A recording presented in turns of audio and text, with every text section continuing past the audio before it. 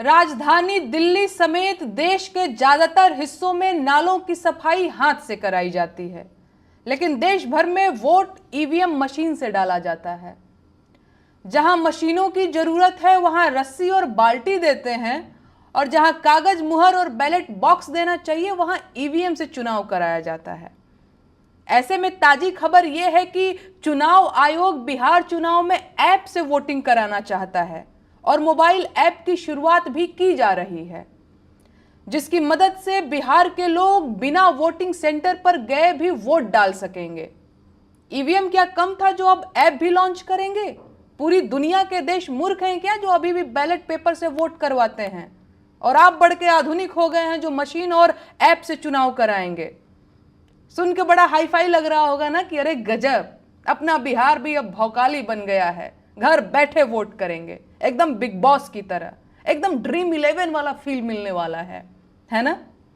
बिहार के मतदाताओं, कान खोलकर सुन लीजिए, आप लोग अगर इस चमक धमक के चक्कर में पड़े और मोबाइल से वोट डालने की हिमाकत किए तो वही हाल होगा जो लॉटरी जीतने के नाम पर आपके तमाम साथियों के साथ हुआ है। फ्रॉड, समझे ना? जितनी ठगी आजकल मोबाइल से हो रही है उतनी और किसी चीज से नहीं। अब तक खाते से रुपया कटता रहा है, लेकिन अब वोट भी ठग लिया जाएगा।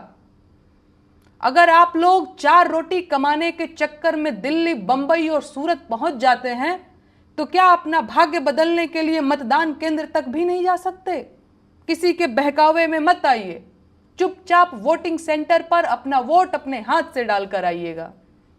ज्यादा ऐप और मोबाइल फोकासी के चक्कर में पड़े तो वोट भी हैक कर लिया जाएगा और आप हाथ मलते रह जाएंगे। और ये जो चुनाव आयोग है उसे बिहार की साक्षरता दर के आंकड़े नहीं मालूम है क्या? 61% साक्षरता दर वाले प्रदेश में ऐप से वोटिंग करवाने का मतलब समझते हैं? ये सीधा सीधा लोकतंत्र पर डकैती की व्यवस्था बनाई जा रही है। ये मोबाइल ऐप से घर बैठे ऑनलाइन वोटिंग करवाएंगे? देश की जनता को मूर्ख समझा है क्या? कोई सवाल नहीं पूछ रहा, इसका मतलब ये मत समझिए कि लोग समझ नहीं रहे हैं। लोग सरकार की बदमाशी खूब समझ रहे हैं। जब तक देश भर के नालों की सफाई मशीनों और रोबोट से नहीं शुरू होगी, सफाई कर्मियों के जहरीली गैसों और नालों में डूबकर मरने की खबरें आना बंद नहीं होंगी, तब तक इस देश में ईवीएम से वोटिंग हराम है। अस्पतालों के बाहर बच्चियां एम्बुलेंस में दम तोड़ रही हैं, लोग जानवरों की तरह ट्रेनों में भरकर पलायन कर रहे हैं, नौकरी मांगने वाले युवाओं को पटना की सड़कों पर पीटा जा रहा है, जहरीली शराब पीकर लोग दम तोड़ रहे हैं और अपराध के नए रिकॉर्ड बनाए जा रहे हैं। लेकिन सरकार जनता की आंख में सिंदूर झोंकना चाहती है। अब जनता के पास हिसाब किताब का मौका आया है। अब जब जनता के हाथ में सरकार की कॉपी आई है तो फेल होने से बचने के लिए जनता को ऑनलाइन वोटिंग और मोबाइल वोटिंग का लॉलीपॉप दे रहे हैं। इस बार बिहार के मतदाताओं को जितनी सतर्कता से वोट देना है, उतनी ही पैनी नजर बिहार में पत्रकारिता करने आ रहे नोएडा के पत्रकारों पर भी रखनी है। तमाम पत्रकार सरकार का नमक चाटकर पत्रकारिता करने बिहार आएंगे, उन्हें नजरअंदाज नहीं करना है। पटना के भाजपाई पत्रकारों से भी सतर्क रहना है। ध्यान से समझ लीजिए और सतर्क हो जाइए। इस चुनाव से आपके 5 साल का भविष्य ही नहीं, आपकी अगली पीढ़ियों का भाग्य भी तय होगा। बिहार में चुनाव करीब आ चुका है और दिल्ली वालों के हेलीकॉप्टर भी आपके सिर पर मंडराने लगे हैं। इन हेलीकॉप्टर्स को आप चुनावी गिद्धों से कम मत समझिएगा। ये आपका वोट छीनने और ठगने आए हैं।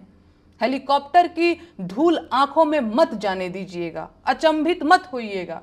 ये आपके ही खून पसीने की कमाई है जो आसमान में उड़ रही है। इसमें आपकी मेहनत का पेट्रोल जल रहा है। मोदी जी बिहार में रैली पे रैली किए जा रहे हैं, अब तक 5 चक्कर लगा चुके हैं।